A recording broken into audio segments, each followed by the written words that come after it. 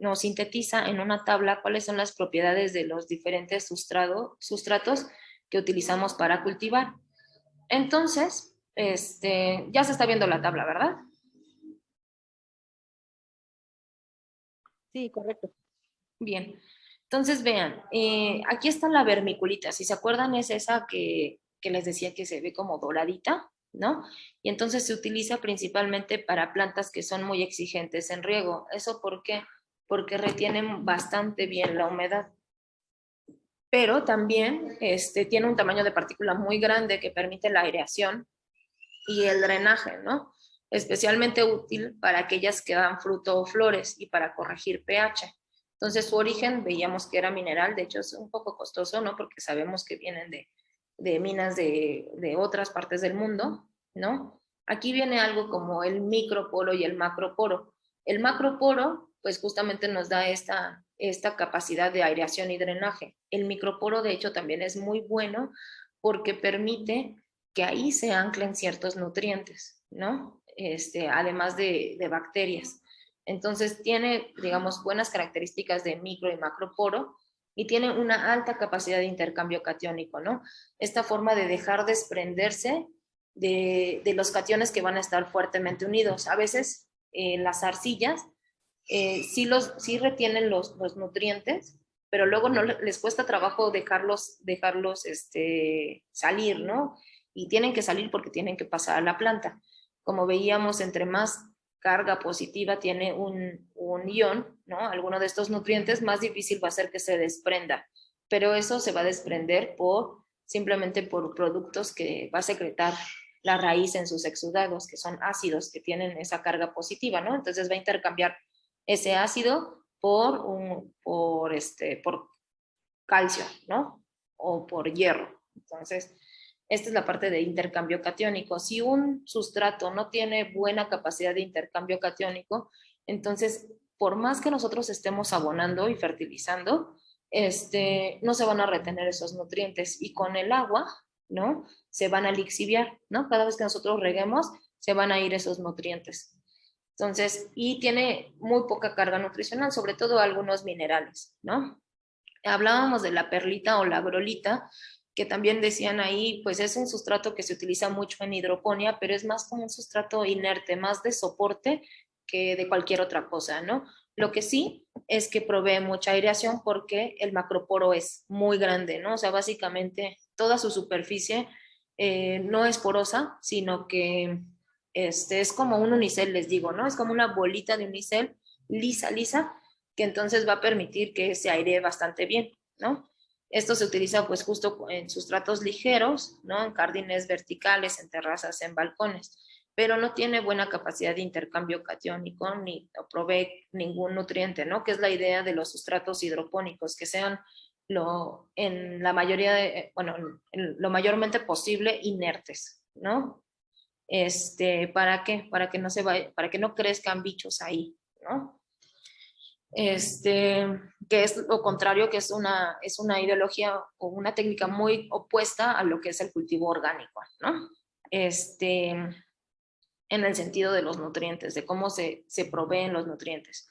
Las arenas, ¿no? Las arenas, como les venía en el video y como les comenté al inicio, son partículas, de las partículas del suelo las más grandes. Nosotros podemos ver un grano de arena, ¿no? Cuando vamos a la playa, podemos ver cada uno de los granos si los observamos con calma, ¿no? Sin embargo, las arcillas no podemos ver cada una de las partículas, son muy pequeñas, ¿no? Entonces, pues las arenas también se utilizan para plantas que son exigentes en aireación y drenaje, como las cactáceas, ¿no? Por ejemplo, sustratos ligeros también, muy parecido a la perlita, ¿no? De origen mineral, que ofrece macroporo sobre todo. Las arlitas, no sé si las conocen, son estas que les llaman arcillas expandidas. Son unas bolitas rojitas, ¿no? Generalmente rojas, aunque también las hay negritas, que parecen, que parecen semillitas, ¿no? Pero es arcilla expandida. Se le llama arlita y también provee bastante buen drenaje, aunque sí tiene más microporo, ¿no? Y se utiliza sobre todo también Por ejemplo, en cultivos hidropónicos se utiliza mucho para el cultivo de jitomate. Y bueno, se puede poner en la base, como les decía, hasta el fondo de la maceta para aumentar la aireación y, bueno, el drenaje, ¿no? Tiene algo de capacidad de intercambio catiónico porque es arcilla, ¿no? Recuerdan que las arcillas tienen buena capacidad de intercambio catiónico. Esta está expandida, entonces tiene una mayor superficie, pero esa mayor superficie no le permite estar en contacto con los iones, ¿no? Pareciera contradictorio, ¿no? Porque además los iones son muy chiquitos, los iones necesitan más bien microporos. La fibra de coco, que espero hayan podido comprar algunas de estas, o bueno, más bien conseguir alguna de estas cáscaras de coco y medio que poner en práctica esta parte de la obtención de fibra de coco que hablamos la sesión pasada. Entonces, esto va a ser muy bueno en plantas que requieren una alta retención de nutrientes y humedad. Eso es lo que nosotros necesitamos en hortalizas, ¿no? Que puedan retener bastante bien la humedad y sus nutrientes. Y bueno, es ideal para huertos y plantas de exterior, ¿no? Para que no tengamos que estar regando tan seguido. Entonces veamos que ofrece mucho microporo, también macroporo. La capacidad de intercambio catiónica es muy buena y no tiene casi nutrientes, ¿no? Por eso es que no podemos solo tener una maceta de fibra de coco, o sea, habrá que ponerle tierra o habrá que ponerle composta. El humus de lombriz, pues les gusta casi todas las plantas, ¿no? Pues es al final sí es un sustrato, pero también actúa como abono por su alta carga nutricional, ¿no? En nutrientes tiene buena capacidad de intercambio catiónico y también tiene buenas características de micro y macroporo. Sin embargo, como se decía ahí, tampoco podemos recargar una maceta de nutrientes, porque al final los estamos bloqueando, ¿no?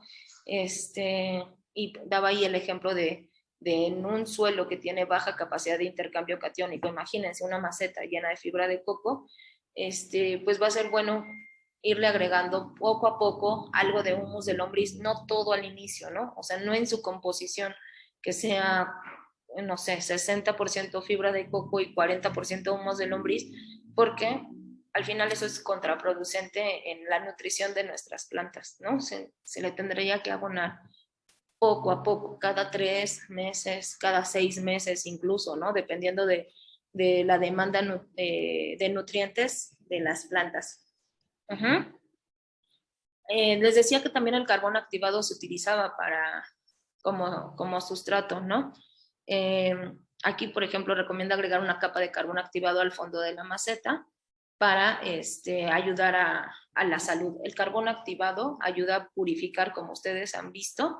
De hecho, hay filtros, ¿no? Los filtros, algunos tienen carbón activado en su mecanismo y lo que hace es retener ciertas partículas, sobre todo microorganismos que pudieran llegar a contaminar. Entonces, sí requerimos una parte que esté biológicamente activa, que serán los primeros centímetros de nuestra maceta, pero quizá más abajo ya no requerimos que haya tanta actividad microbiana, ¿no? Y entonces hay veces que se ponen este carbón activado, sobre todo en sistemas que van a estar mucho más tiempo ahí, ¿no? A lo mejor me estoy pensando en macetas que tengan berries, ¿no? Que tengan zarzamoras, que no va a ser tan rápido el recambio, porque sabemos que es como un arbusto, lo vamos a ir podando para que tampoco se limiten nutrientes por el tamaño de nuestra maceta, pero va a quedarse mucho más tiempo ahí, a diferencia, por ejemplo, de un jitomate que pasados los 3 o 4 meses de su cultivo,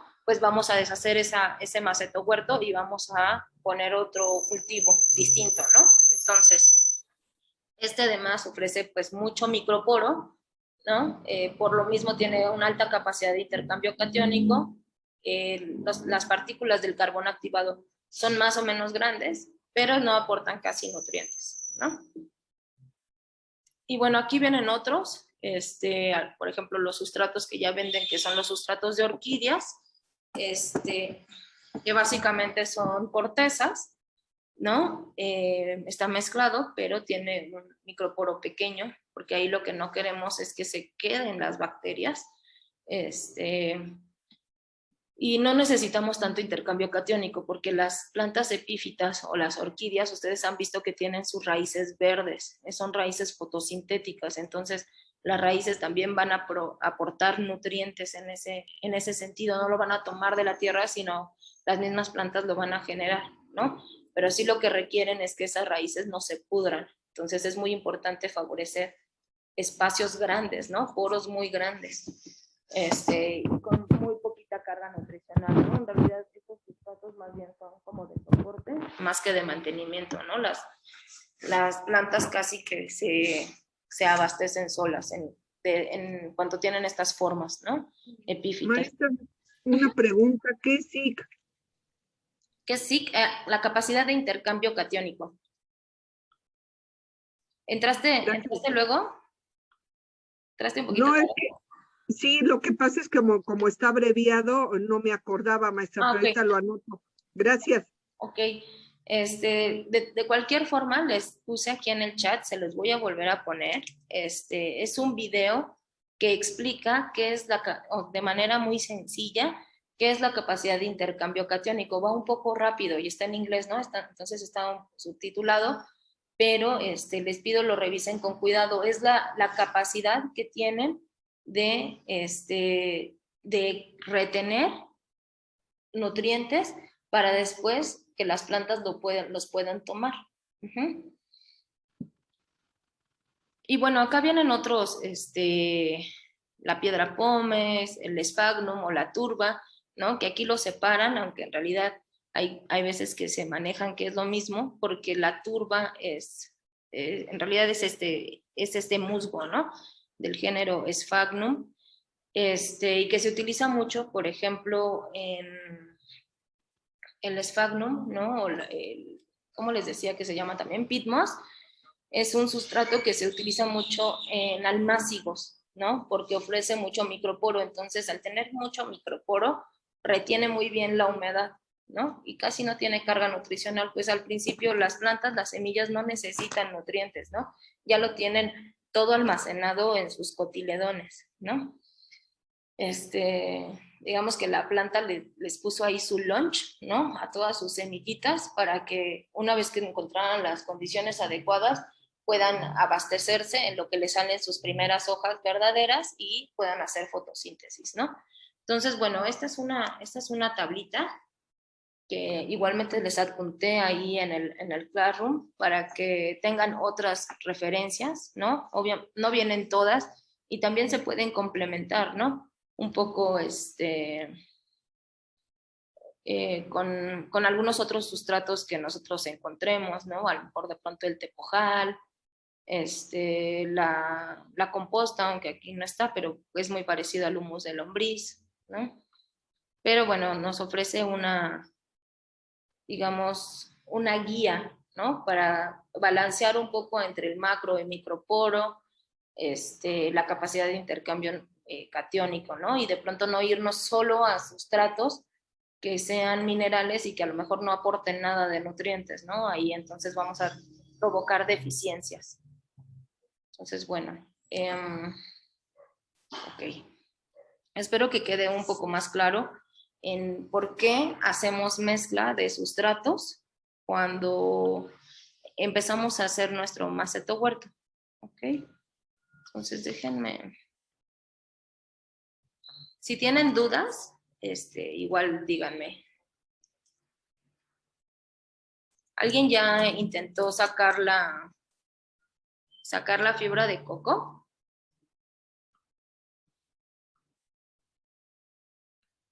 No, yo la compré por separado, pero no la saqué. Ah, ok, tú la compraste. Uh-huh. Sí, y yo la tengo en remojo todavía, Karen. Ok, no la dejen mucho tiempo, si no se va a fermentar. Una noche está bien, pero no la dejen Sí. ahí mucho tiempo porque se va a empezar a fermentar y eso no está mal del todo, pero la cuestión es que sí pueden llegar a crecer algunos otros hongos y no queremos llevarnos esos hongos a nuestro maceta huerto, ¿no? Aunque después lo vamos a poner a secar, sabemos que los hongos cuando ven condiciones adversas generan esporas, entonces se van a quedar esas esporas en nuestra fibra de coco y eventualmente cuando reciban humedad pues van a proliferar, ¿no? Y ahí sí pueden haber algunos, más bien, algunos hongos que sean patógenos de plantas, ¿no? Ok, entonces, bueno, vamos a ver algo que ya empezamos a ver antes, que es el calendario de siembra. Y, esperen, déjenme descargar mi presentación. Y ya un poco lo vimos, ¿no? Les compartí los calendarios de siembra, pero les voy a hablar un poquito más de cómo sembramos, ¿no?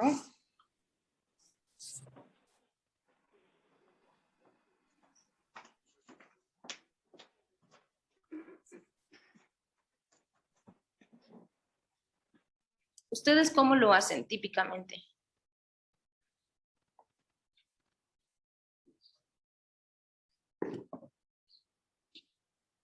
Si tienen una semillita, ¿cómo hacen o qué criterios ocupan para decidir dónde la van a colocar? ¿Siempre hacen almácigos o no? ¿Lo siembran directamente?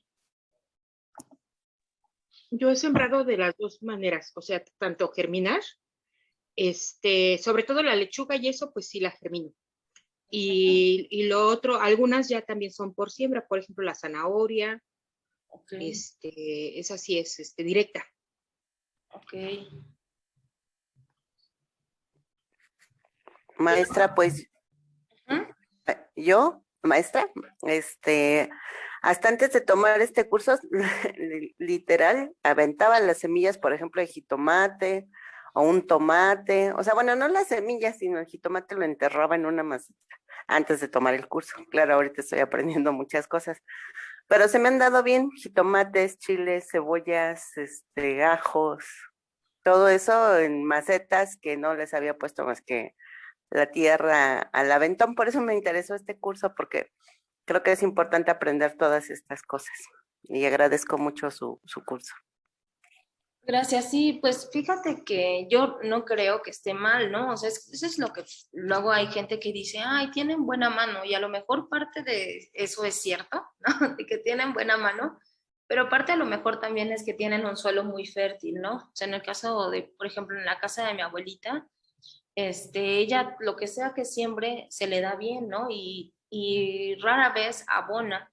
Entonces, es un suelo pues muy fértil, que afortunadamente pues no ha agotado su fertilidad.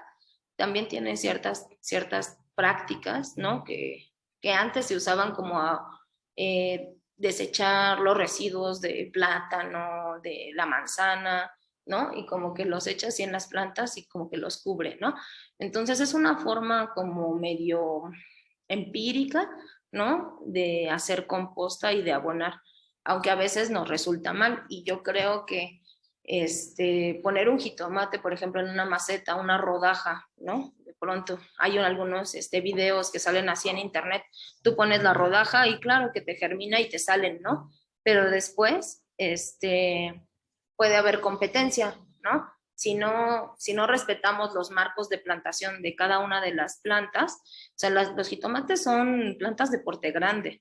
Bueno, no estamos hablando de árboles, pero hablando dentro de las hortalizas, ¿no? Son plantas grandes que requieren nutrientes. Entonces, si todas ellas germinan, imagínate, al menos unas 15 semillitas germinan, y todas están ahí compitiendo por el espacio y los nutrientes, pues al final cada una va a hacer lo que sea por sobrevivir y tal vez sí te van a dar jitomates, pero tal vez si tú las hubieras separado, ¿no? Te podrían haber dado muchos más o frutos más grandes, ¿no? Ese es un poco el sentido de este taller, ¿no? Ver de qué manera les podemos hacer más fácil a las plantas su labor, porque ellas ya lo van a hacer, ¿no? De por sí.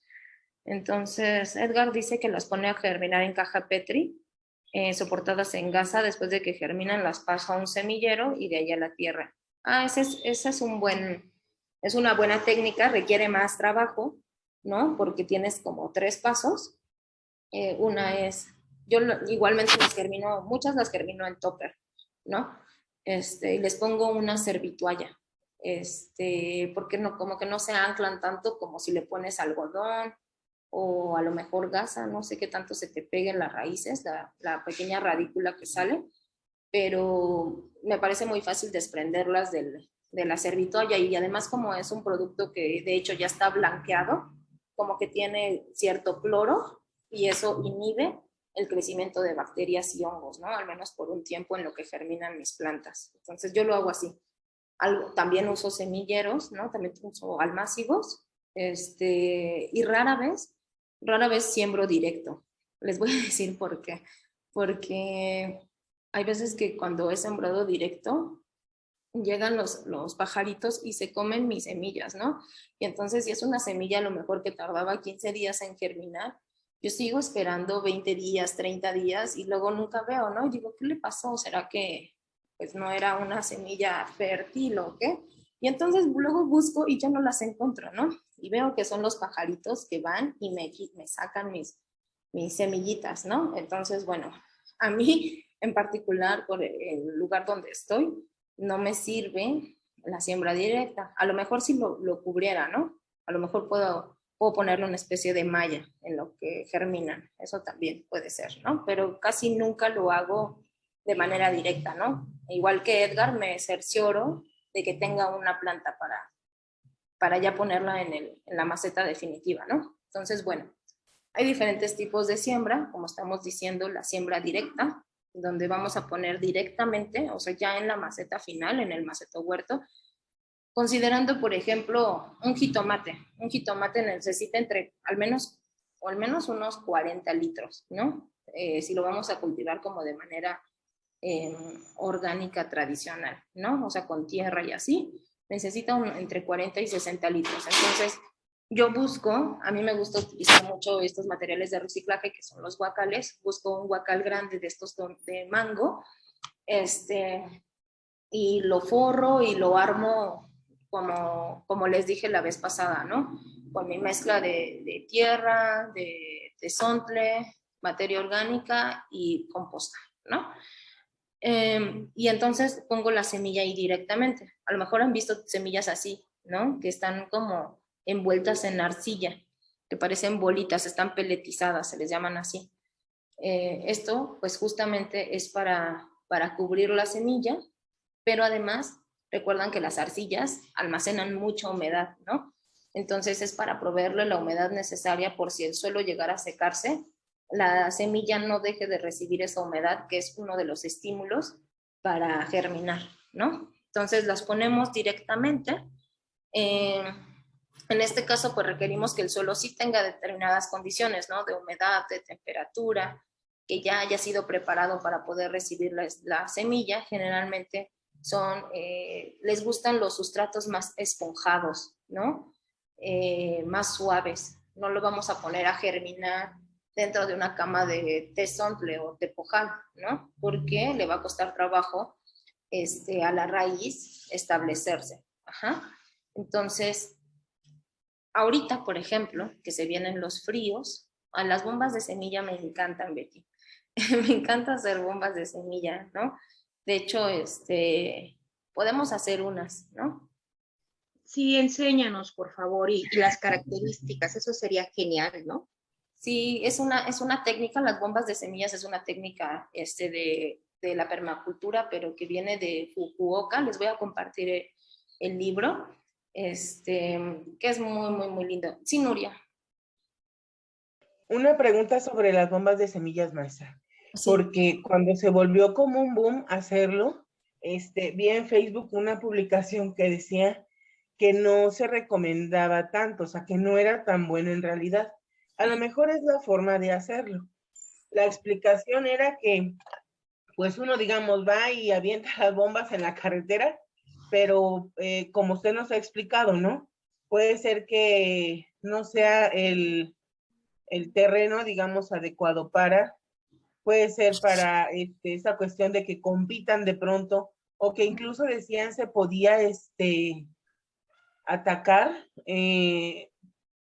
Ay, ya se me fue la palabra. Sí, son como especies invasoras, ¿no? Pues son especies Ándele, así. exóticas Entonces, que van. como que no era tan bueno. Entonces, si nos pudiera decir si se recomienda o no, cómo y dónde hacerlo, que de verdad sea un beneficio para, pues, para nuestro planeta. Así es, sí, sí, sí, justo hay que tener muy en cuenta eso, ¿no? Yo, por ejemplo, creo que ya les he comentado, trabajo con compañeros para reforestar el Cerro del Peñón. Entonces, vamos en estas temporadas que es donde usualmente hay muchas plantas, muchas de las plantas que están ahí, en esta temporada es cuando sueltan las semillas. Entonces recolectamos algunas de ellas, algunas pues las dejamos ahí para que sigan su ciclo natural, pero algunas las recolectamos justo para propagarlas y las propagamos tanto en invernadero con almácigos como con bombas de semilla, ¿no? Entonces estamos generando bombas, pero que son de una vegetación nativa, ¿no? Es una vegetación como autóctona o local. Entonces, si ustedes quieren hacer eso, tendrían que tomar, por ejemplo, en la ciudad, semillas de las plantas que ya están pues adaptadas en este ambiente, aunque no son de ambiente, digamos, no, naturalmente no están aquí, por ejemplo, la jacaranda, ¿no? La jacaranda es una de estas plantas que no es nativa de México ni de este continente, ¿no? Pero que ya se adaptó muy bien a los ambientes urbanos, ¿no? Entonces, en los ambientes urbanos no hay tanto problema porque ya hemos cambiado tanto el ecosistema que no importa tanto, ¿no? Pero sí les recomendaría que fueran plantas, o sea, pues, trueno, no sé, pirul, jacaranda, tal, ¿no? En la ciudad y aventarlos hacia los camellones me parece una excelente idea. Aventarlo ya fuera en la carretera, ahí sí no, ¿no? Por lo que dice Nuria. O sea, no podemos llevar plantas que a lo mejor se adaptan súper bien a cualquier ambiente y meterlas en cualquier lado, ¿no? A mí me pasó, por ejemplo, cuando fui a las Islas Galápagos, me revisaron casi que hasta el interior de las pantaletas, ¿no? Para que no metieran ninguna semilla, ¿no? Porque son ambientes como muy conservados, que además son aislados, que tienen su propia fauna y flora, ¿no? Entonces está prohibidísimo que tú lleves, por ejemplo, una manzana, ¿no? Que te la llevaste de tu casa y traes semillitas en la chamarra y que por descuido, en algún momento que sacas cosas, ¿no? Dinero de tu bolsa, se te salga esa semilla y germine y prolifere y compita, es un desastre ecológico, de verdad que lo es, ¿no? Entonces, sí, yo en su caso, o sea, le recomiendo que sea más con su flora local, ¿no? Eso sí. Y la técnica es muy sencilla, ¿no? Es justo embeberlas en una mezcla de arcilla con un poco de suelo, tal vez composta, y es crearles esas condiciones, ¿no? Para que eventualmente cuando llegue la temporada de lluvias, ustedes las avientan en estas temporadas, ¿no?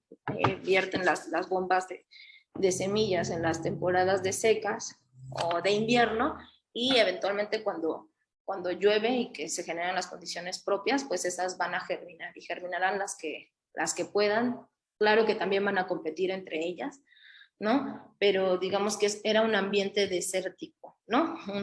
A lo mejor un camellón lleno de basura, ¿no? O un camellón, nosotros le decimos de cacáceas, ¿no? Que está lleno de popos, ¿no? De perro. Entonces, es ir reverdeciendo los espacios a partir de estas herramientas, ¿no? Que a lo mejor no nos implica pues mucho más que simplemente esparcir esas semillas. Lo más adecuado pues sería que nosotros nos adoptáramos ese espacio, ¿no? Lo recuperáramos, lo limpiáramos, lo trabajáramos, pero pues no se puede todo en esta vida, ¿no? Entonces, es una forma. Entonces, bueno, está aquí la siembra directa y que se usa generalmente para especies, ya habíamos hablado de esto, ¿no? Especies donde consumimos la raíz, ¿no? Zanahorias, betabel, rabanitos, porque luego se deforman en el trasplante. Entonces, justo acá, ¿no? Entonces, cuando las semillas son de un cierto tamaño, generalmente semillas grandes también se siembran directamente, ¿no? Por ejemplo, calabazas, pepinos. Si la parte comestible subterránea, lo que les decía, ¿no? Raíces, zanahorias, betabel, chiribía, nabo, rábanos. También se recomienda que la siembra se haga directamente, justo para esto, ¿no? Para que no se deformen. Entonces, también donde las partes vegetativas de las que ocupamos también son subterráneas, no necesariamente raíces, como los tubérculos, ¿no? Por ejemplo, las papas, los que son bulbos, los rizomas, ¿no? Todo eso se siembra, digamos, directamente, ¿no? Ahora, cuando hacemos una siembra, y también en el trasplante, ¿no? Hay que tener esto en cuenta, el marco de plantación, ¿no? Que es lo que ya hemos también platicado. Es la distancia que va a haber entre plantas adultas. Entonces, como nos decía Guadalupe ahorita, o sea, yo pongo a lo mejor una rodaja de jitomate en una maceta chiquita y todas me germinan. ¿Y qué voy a hacer luego? ¿No? O sea, las voy a dejar ahí, porque ya trasplantar un jitomate, dependiendo del tamaño y sobre todo en esa densidad, imagínense, están muy juntitas las semillas una de las otras, puede ser que se enreden sus raíces, ¿no? Y entonces ahí va a ser más difícil separarlas y podemos lastimarlas e incluso matarlas, ¿no? En el trasplante. Entonces, por eso es que decidimos que cuando hacemos siembra directa o cuando hacemos trasplante, aunque sean muy chiquitas las plantas en ese momento, ¿no? Tengan cuatro hojitas, pues respetemos esos marcos, ¿no? Es decir, por ejemplo, entre zanahorias debe de haber un marco de plantación de 7 centímetros. Entonces, aquí hay una zanahoria y 7 centímetros a un lado va a haber otra y 7 centímetros a un lado va a haber otra, ¿no? Y de aquí a acá debe de haber otros 7 centímetros para poner, en este caso, si toda mi maceta, mi maceto huerto es de zanahoria, ¿no? Entonces, hay diferentes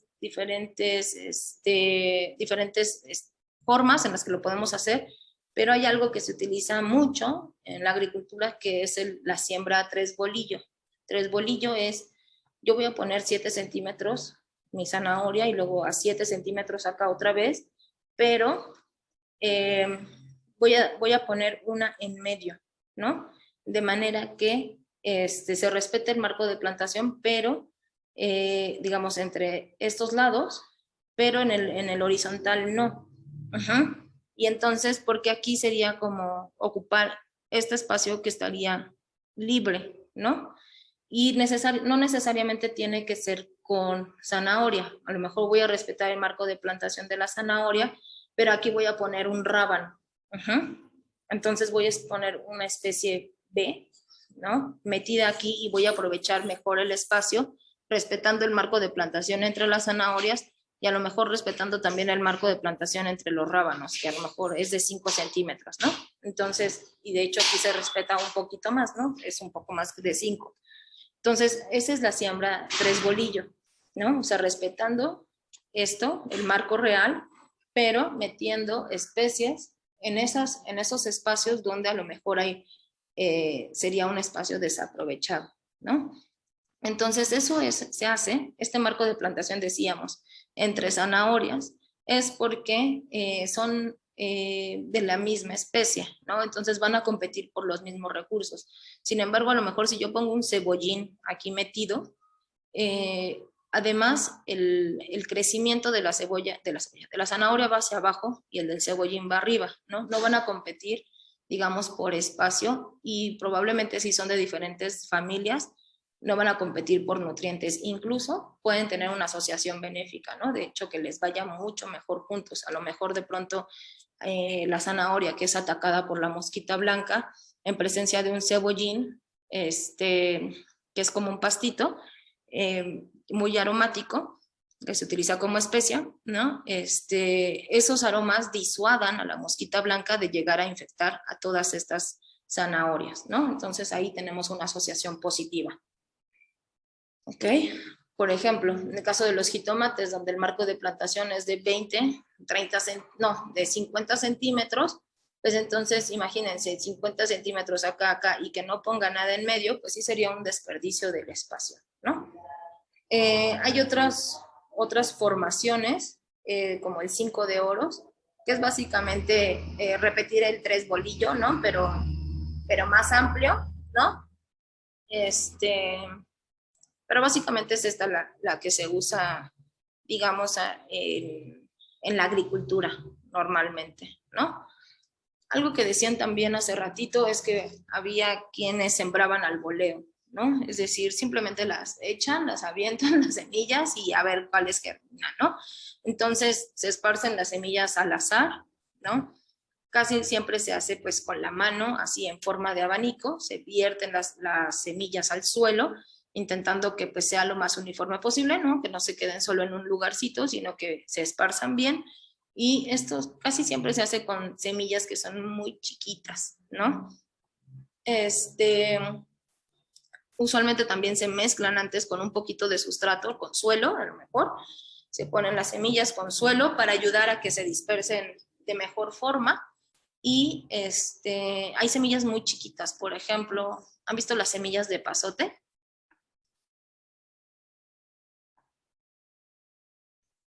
Sí, sí, sí. Es imposible sembrarlas directamente, ¿no? Y luego si haces de pronto esta técnica que hacemos Edgar y yo de sembrarlas en un topper, en una cajita Petri, terrible, ¿no? O sea, y luego separarlas, híjole, no, es un fastidio. Entonces lo mejor es sembrarlas al voleo, ese tipo, ¿no? Son muy pequeñitas, ¿no? Y esto se utiliza, por ejemplo, en zanahorias. La zanahoria es pequeña, aunque sí se puede sembrar en almácigo. El perejil, el nabo, el rábano, les decía, todas las que son como amarantáceas, tienen semillas súper chiquitas, ¿no? El epazote, ¿no? Entonces, ya después de eso, pues van a germinar muchas, ¿no? Esa es una de las estrategias. Hay diferentes estrategias dentro de las plantas para generar semillas. Hay algunas que generan poquitas semillas. Imagínense en el caso de la calabaza, que llegan a generar, no sé, 20 semillas, a lo mejor especies que llegan a generar 20 semillas, pero esas semillas están gordas, ¿no? Tienen bastante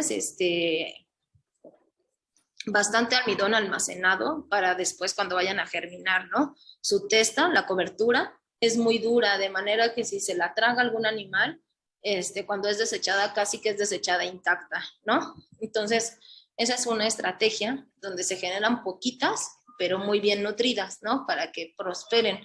Y hay otras estrategias, sobre todo de plantas que les llaman iniciadoras o que son herbáceas, ¿no? Que su método de propagación es generar miles de semillas chiquitas, ¿no? A lo mejor no tan bien nutridas, pero alguna de ellas prosperará, ¿no? Entonces, en esta siembra al voleo vamos a esparcir, ¿no? Estas semillas que son muy chiquititas, pero después vamos a requerir un aclareo, ¿no? Un clareo de esas semillas, ¿no? O sea, de las que germinen, vamos a tener que entonces eliminar algunas de ellas. Las vamos a sacar de la tierra, para que no compitan con las otras. Y a lo mejor dejaremos unas 5 o 6, no sé, dependiendo, ¿no? Gracias. De la especie que sea, ¿no? Entonces, también está esta que es la siembra por filas o en surco, que se hace mucho, por ejemplo, en el caso del maíz, ¿no? Que se llama la siembra en chorrillo, ¿no? Que se hace en una línea, el nombre es muy raro, pero así se llama, y se siembra como de golpes, ¿no? Entonces, es decir, se ponen a lo mejor grupitos de 3, en el caso del maíz es muy común, ¿no? Se ponen grupitos de 3, ¿no? Hay veces que se ponen 3, incluso 3 granos de maíz y quizá otros 3 de frijol, ¿no? Y entonces se hacen así como por golpecitos, se van dejando los montoncitos o una cada vez, ¿no? Y esto se hace como ya a nivel como más productivo, ¿no? Y de plantas que son como de tamaño pequeño a medio, ¿no? En el caso de los huertos, como lechugas, las acelgas, las espinacas, ¿no? Que recuerdan que tienen estas semillas conjuntas, ¿no? Que están 3 o 4 semillas juntas en la misma estructura, ¿no? El betabel, los frijoles, el maíz, casi siempre se hacen así, ¿no? En filas o en surco. Entonces, algunas les digo que también se hacen en montículos, ¿no? Sobre todo cuando queremos hacer una asociación, eso es muy típico en el caso de milpa, ¿no? Que se ponen, les decía, juntos la semilla de maíz con la de frijol, con la de calabaza, y se van haciendo montoncitos, ¿no? Entonces, bueno, se hace un hoyito, se hace un surco y se van poniendo esas semillas, ¿no? Y en esta ocasión, pues se puede hacer lo mismo, ¿no? Esto es lo de siembra 3 bolillo, que les comentaba. No sé por qué está metido aquí, debía estar antes, ¿no? Pero ya decíamos que este es un marco de plantación cuadrado y este es un marco de plantación en 3 bolillo de la misma especie, ¿no? En este caso son lechugas, donde se van a respetar más o menos los mismos, la misma distancia, o sea, van a seguir siendo 20 centímetros, por ejemplo, entre lechuga y lechuga.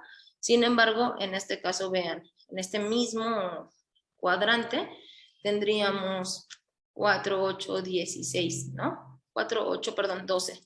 12. Y acá tenemos 2, 4, 6, 8, 10, 12, 13, ¿no? A lo mejor ganamos un espacio o dos, ¿no? Dependiendo. Eso sin contar que podamos poner como en medio, de pronto en este espacio de 20 centímetros, a lo mejor zanahorias, ¿no? Que requieren 7 centímetros. Y también las ponemos en la formación de 3 bolillo, ¿no? Tratando de ocupar el espacio. Entonces, pero sin quitar esta parte del marco de plantación, ¿no? Eso sí hay que como tenerlo en cuenta. Eso es como siembra directa. La siembra indirecta es algunas plantas que queremos o que necesitan que las revisemos un poquito más, ¿no? Antes. Entonces, o por ejemplo en esta temporada que es de frío, si las sembramos directo, pues muy probablemente cuando germinen les agarre la helada y se vayan a morir, ¿no? Entonces necesitamos como ponerlas en un cunero, ¿no? Y entonces lo hacemos para que puedan resistir las condiciones ambientales, ya que estén grandecitas, que haya más calor, entonces ya las ponemos, ¿no? Reducir las pérdidas, garantizando un uso más eficaz de la semilla, que es lo que un poco siento que por eso lo hace Edgar, ¿no? O sea, de ponerlas primero en las cajas Petri, luego las trasplantan en un semillero y después ya las siembra directamente, ¿no? O sea, como que se asegura que al final en su maceta sí va a tener una planta, ¿no? Y no como les digo que me ha pasado, que pongo semillas y después de 15, 20 días yo ya tenía reservado ese espacio para esa planta, pensando en que sí la voy a tener y no la tengo, ¿no? Entonces, o también se hace cuando se tienen cultivos escalonados, ¿no? En el caso de, por ejemplo, nosotros producimos lechuga hidropónica, ¿no? Entonces ponemos a germinar siempre 150 semillas para tener 100 al menos, ¿no?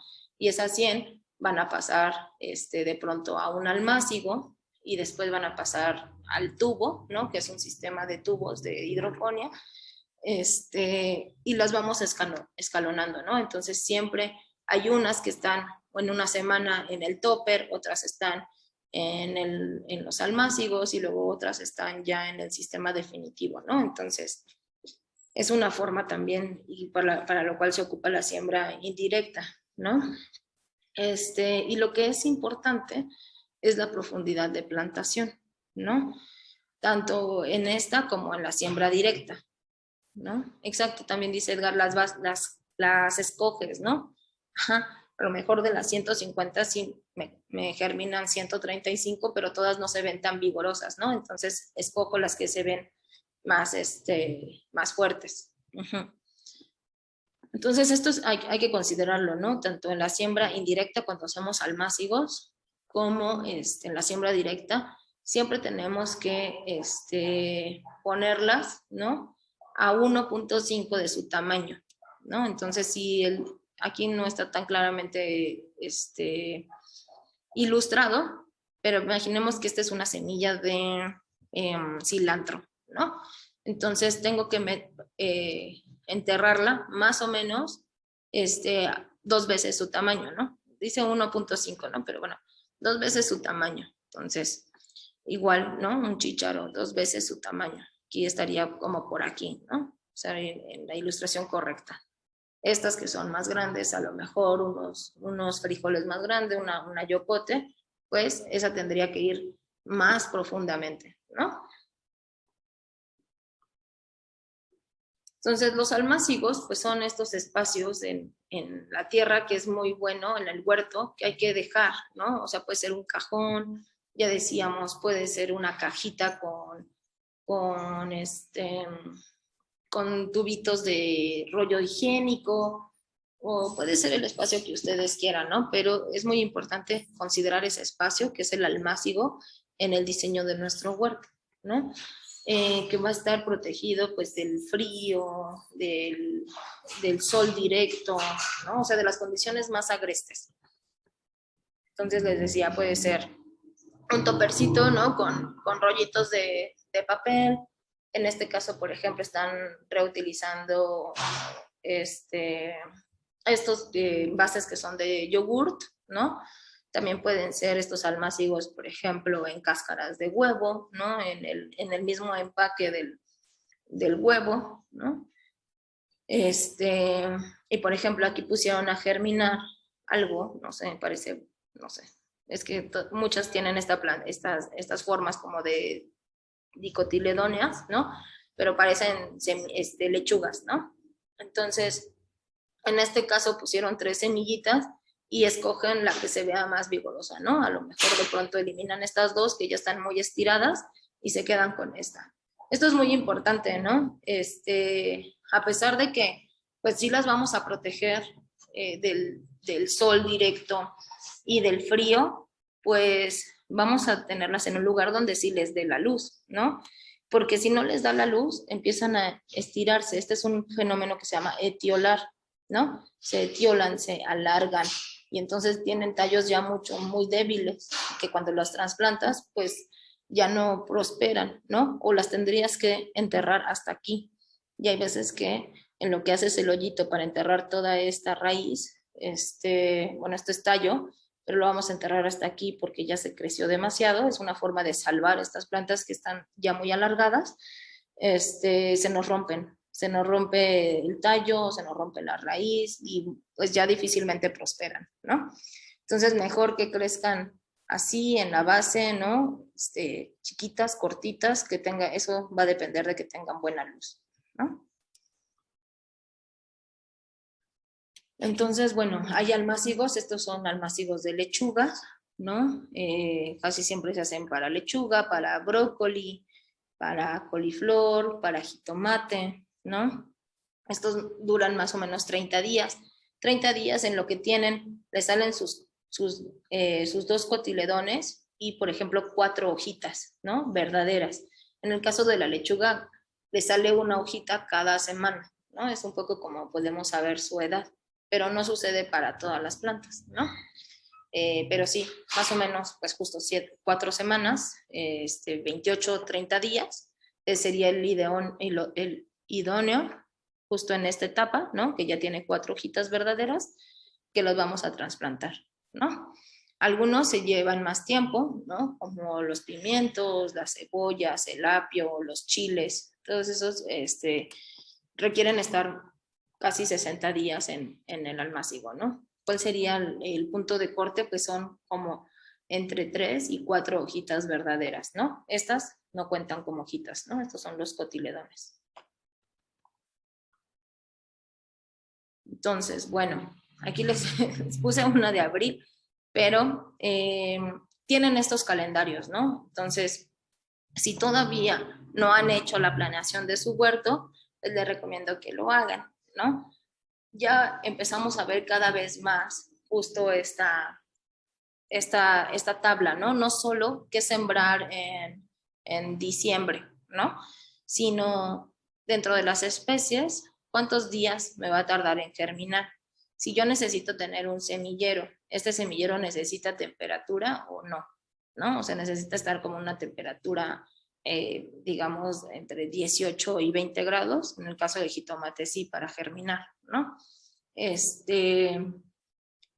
También se puede hacer como en siembra directa, ¿no? Lo pueden hacer en semillero, les va a llevar de 5 a 10 días la germinación, o en, digamos, siembra directa, pues van a ver que emerge más o menos como a los 10 días, ¿no? Y el espaciado, ¿no? El marco de plantación debe de haber entre jitomate y jitomate 40 centímetros, ¿no? Y así más o menos se lee, ¿no? En este caso, por ejemplo, el pepino también se puede recomendar en semillero. Hay algunos que se recomiendan solo en siembra directa, ¿no? Por ejemplo, la zanahoria ya decíamos, ¿no? Nos va a decir siembra directa. ¿Qué otra? Por ejemplo, el perejil se puede poner ahí en siembra directa o siembra protegida. Como les decía, poner alguna malla, porque son estas semillas que les gustan mucho a las aves, ¿no? Por eso es que las protegemos, ya sea con una malla. En el caso, por ejemplo, ahorita de que hace frío, se les puede hacer como un mini invernadero con una botella de PET, ¿no? Que sí deje transpirar, pero que las proteja un poco para que no se lo coman las aves. Y bueno, vienen aquí algunos como consejos también. Les digo, a mí me gustan mucho estos calendarios de siembra, pero pueden encontrar otros, ¿no? A lo mejor no vienen todas las especies que ustedes querrían, pero vienen bastantes, ¿no? Entonces, por ejemplo, acá dice aplicar composta y acolchado en el trasplante. Algo que no vimos y que es muy importante que les diga, y sobre todo en esta temporada, es el acolchado. Una vez que nosotros generamos nuestra mezcla de sustratos, y vamos a sembrar, imaginemos que ya, como Patti nos enseñó la sesión pasada, que ya no me acuerdo si era una cebolla o un ajo, que ya estaba listo para trasplantarse, ¿no? Ya le armó, ya es consciente de que tiene que hacer una mezcla de sustratos, la siembra, pero luego todo el espacio alrededor en esa maceta estaría desnudo.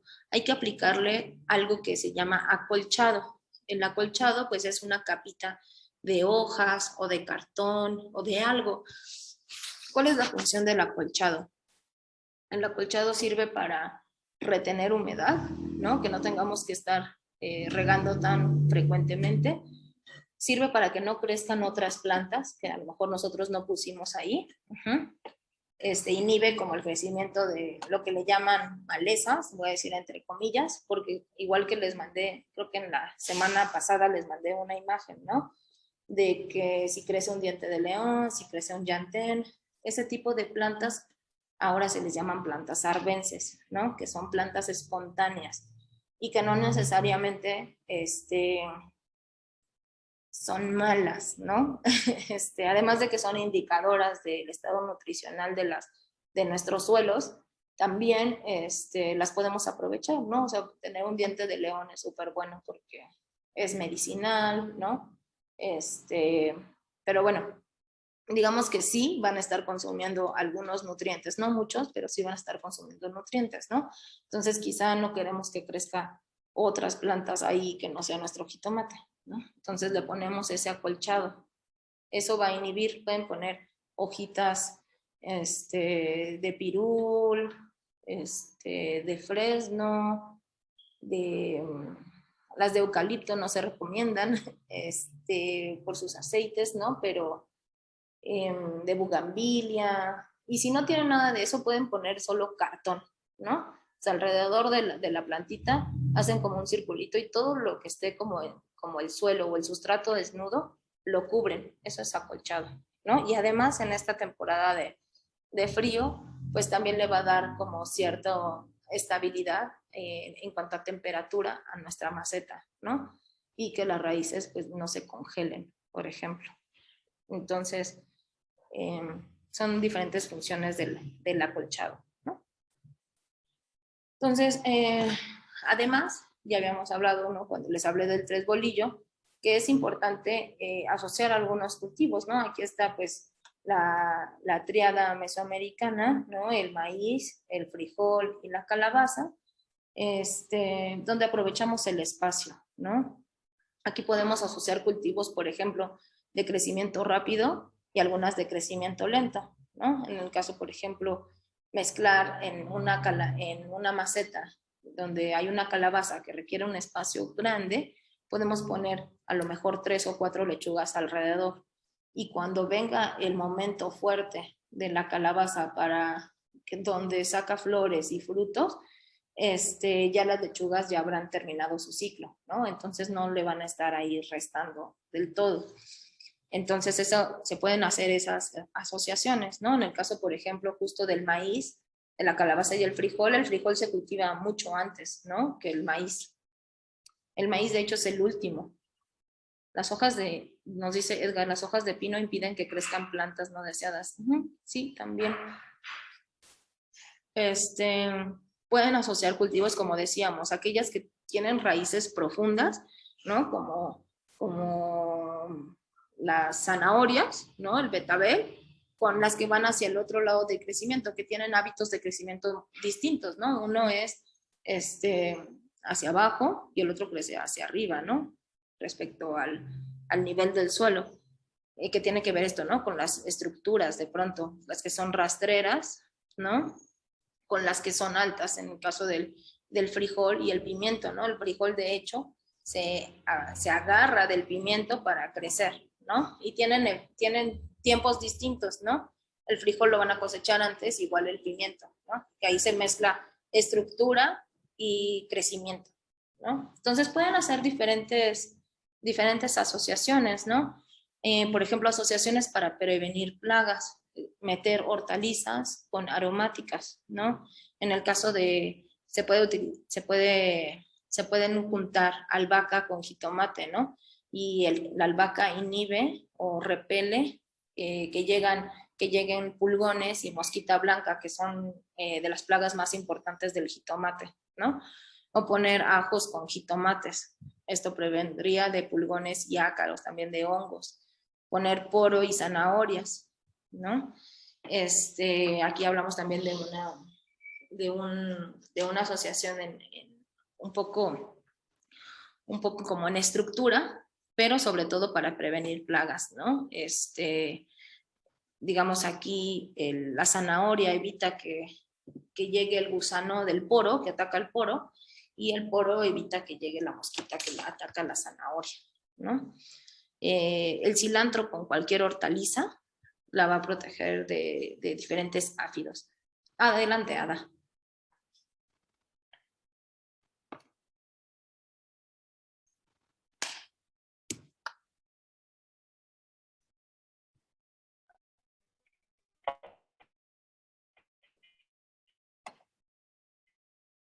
Ay, no te oímos.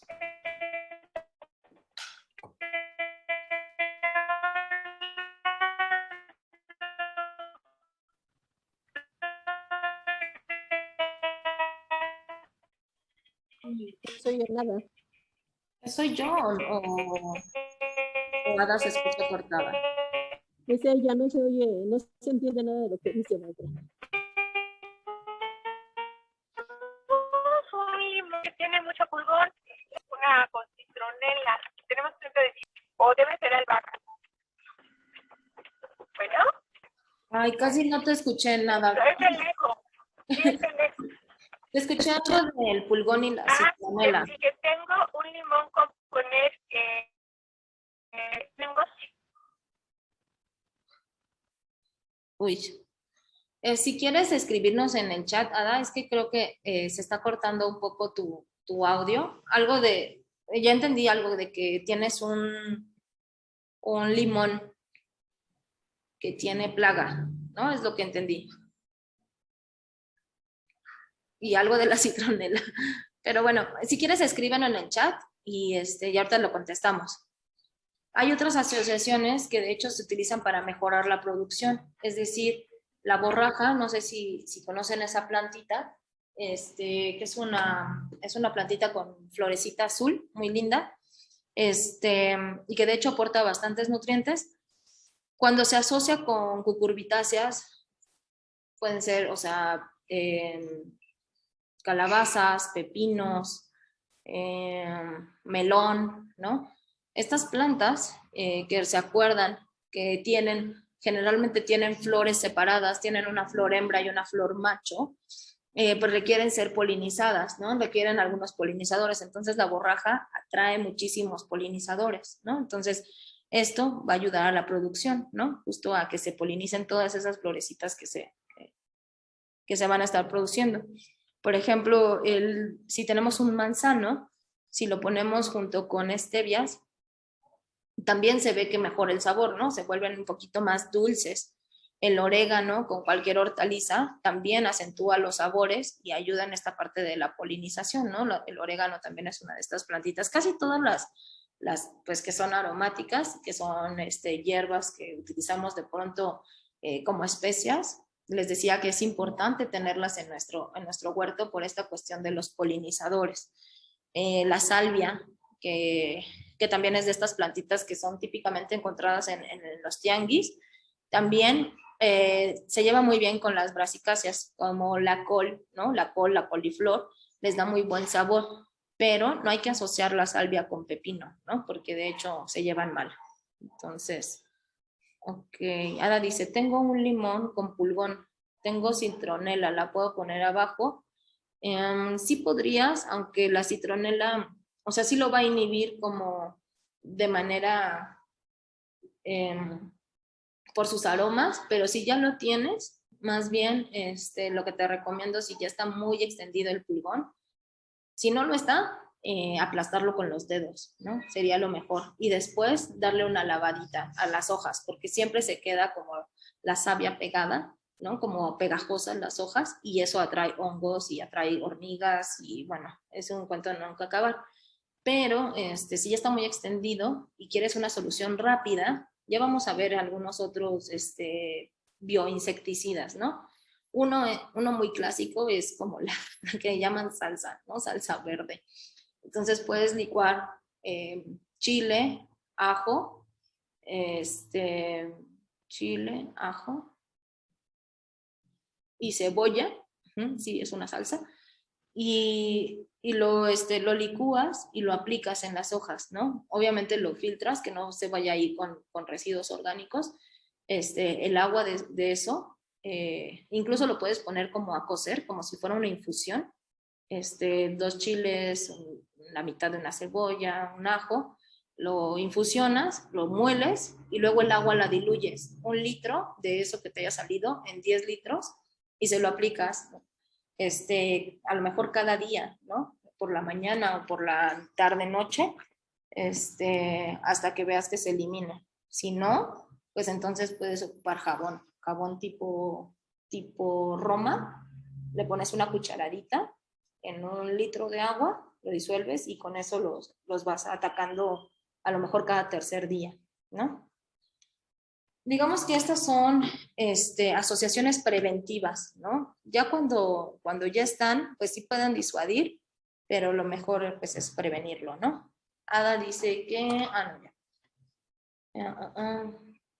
Beatriz dice que hay un insecto en la tierra muy pequeño. ¿Es bueno o malo para la planta? Es como las pulguitas de los gatos, pero súper pequeños. Pueden ser colémbolos. Yo pienso que pueden ser colémbolos y no son malos, pero sí, yo sé que son muy chiquitos, ¿no? Pero se mueven más o menos rápido, me imagino. No brincan como las pulgas, pero más bien se mueven muy rápido, ¿no? Ya vamos a ver eso. Nuestro siguiente tema es composta. Entonces, vamos a ver toda la fauna que habita en el suelo y cuáles serían buenos y cuáles no serían tan buenos, ¿no? Dice que se comió la menta. Híjole, si tuvieras una foto, me ayudaría mucho. Y luego lo que pasa es que pensamos que los colémbolos son malos porque son súper buenos degradando materia orgánica. Entonces puede ser que tu menta ya se haya muerto, o sea, que quizá lo atacó alguna bacteria o algo así, que se pudrieron las raíces y después entraron los colémbolos a comerse toda la raíz podrida. Eso puede ser. Pero si nos mandas una foto, igual nos ayuda a tratar de ver qué es lo que pasó ahí en la menta, ¿no? Ok. Entonces, recuerden que tienen por ahí la tabla de asociaciones, ¿no? Para que ahora que ya vayan a empezar, diseñen su huerto, establezcan cuáles son los cultivos que quieren poner, puedan hacer alguna asociación, ¿no? Entonces yo en estos días voy a hacer como justo mi programación de diciembre y se las voy a compartir. Espero que también se animen ustedes a diseñar pues sus macetas, ¿no? Su maceta huerto.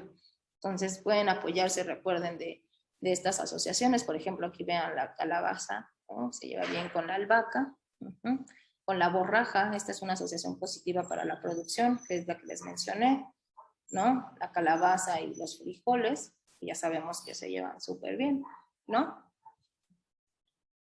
Entonces, recuerden un poco, ¿no? Dentro de esas plantas, pues también ver que son aquellas que se pueden sembrar y producir en estas temporadas, ¿no? Ver cuánto más o menos, este es otro, ¿no? Que también les compartí por ahí, donde viene el marco de plantación y la cuestión del riego, ¿no? También en la asociación hay que ver, ¿no? Del riego. Si una requiere mucho, por ejemplo, la selga, no la vamos a asociar con un ajo, ¿no? Porque pues tienen diferentes requerimientos de riego, ¿no? Entonces ahí más bien vamos a terminar por secar la selga o vamos a pudrir el ajo, ¿no? Entonces tengan por favor todos esos parámetros en cuenta.